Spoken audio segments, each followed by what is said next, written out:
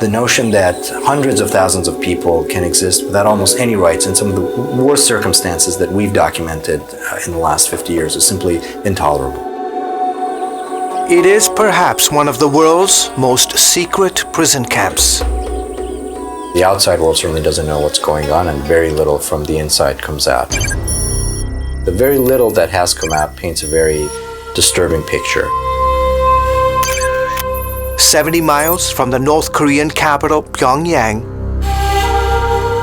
So this camp is located in a series of steep river valleys. Officials call it Kwanli-so, or Re-Education Center number 15. But those who languish in here know it as YODUK. The idea that a country can treat its own citizens this poorly on such a systematic level is simply unacceptable. Very little is known about YODUK because very few people have left it. YODUK is thought to hold some 50,000 North Korean prisoners. Now, new satellite images obtained by the human rights group Amnesty International show that YODUK is growing. Amnesty compared the latest pictures with satellite imagery taken 10 years ago.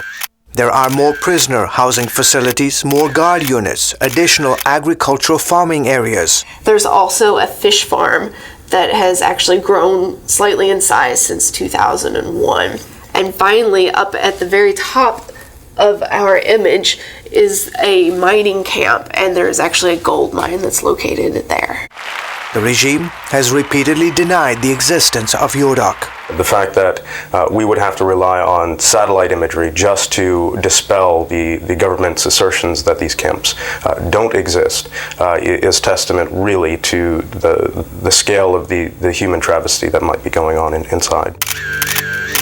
And Amnesty says what is going on inside YODUK is nothing short of hellish. These are places where, based on what we understand, probably 2 out of 5 prisoners die, often due to malnutrition.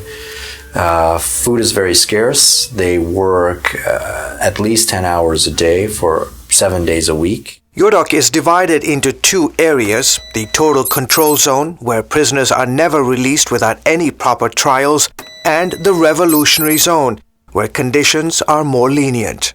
But in both areas, you're treated like a slave. Even animals are treated better. Kang Chol-hwan was only 9 when he and his family were sent to YODUK prison camp for political crimes. We had no food. We ate anything we could get our hands on. Rats, snakes, frogs, insects. We just had to find a way to survive. CBN News showed him the images of the camp he once lived in. Even though it happened a long time ago, when I look at the satellite pictures, I can still remember everything I saw and endured. He's now concerned about what he sees in the new pictures. The camp definitely looks bigger. For example, these new buildings for prison guards weren't there before. I can only assume that that means there are more prisoners being held and therefore more security is needed. Kang spent 10 years in YODUK before escaping to China in 1992. He wrote about his experiences in the aquariums of Pyongyang. He was the first person to reveal to the world the existence of the YODUK prison camp. The thing I remember the most about in the camp is how the prison guards would kill people for no reason. I witnessed many people being executed. Kang now lives in South Korea. He's a journalist for one of the country's largest newspapers.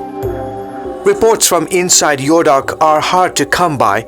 In 2004, a Japanese television station aired what it claimed was footage from inside the camp. But Kang and others who've managed to escape testified to stories of torture, starvation, and routine executions. On July 22, 1999, I was arrested on suspicion of spying by the National Security Agency. Jong Young-il also spent time in YODUK. He was one of the few prisoners released, but only after being severely tortured. While he was in the YODUK labor camp, Mr. Kang says the prison guards performed a particularly harsh procedure on him. It's called the pigeon torture. In essence, the prisoner is held from the wall with his hands tied behind his back, and he's put in this position for days on end. This happened repeatedly. It's like you're hanging upside down. Your muscles tense up and your chest sticks out like a bird. I thought I was going to die. Amnesty International believes several other labor camps in addition to YODUK are operating in remote parts of the country. We understand that there are at least 6 political prisoner camps, and these are vast areas. These are huge areas, and that there's, we think, a total population of around 200,000 people. Jung Sung-san has spent the past few years highlighting the plight of his countrymen. He escaped from North Korea in 1995. He also did time in a labor camp. In 2006, he directed The YODUK Story, a musical drama about life in North Korea's labor camps. My father was stoned to death in a labor camp, so to honor his life, I decided to show people what life is like in these camps. The world has to realize that there is a country today that tortures its people. Something has to be done to put an end to this regime. That may not happen anytime soon. North Korea's dictator has reportedly tapped his 27-year-old son to take over next year. And reports are that human rights conditions are only getting worse as the regime makes the leadership transition. George Thomas, CBN News, Seoul, South Korea.